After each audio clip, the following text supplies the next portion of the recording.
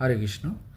আগামী 22শে জুন 2024 শনিবার শ্রী শ্রী জগন্নাথ দেবের স্নানযাত্রা মহামহোৎসব, অর্থাৎ সেদিন অনেকে আবার জগন্নাথ দেবের আবির্ভাব তিথি হিসাবেও পালন করেন।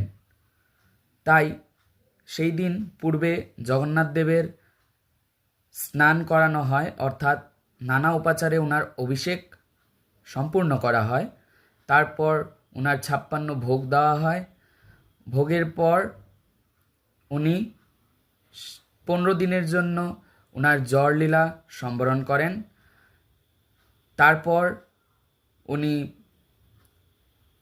পুনর্বার বেরিয়ে এসে সারা জগৎবাসীকে দর্শন দেওয়ার জন্য রথে চেপে রথযাত্রা মহামহোৎসব পালন করা হয়। তাই এই স্নানযাত্রাতে সকলকে শুভেচ্ছা ও অভিনন্দন জানাই। হরে কৃষ্ণ।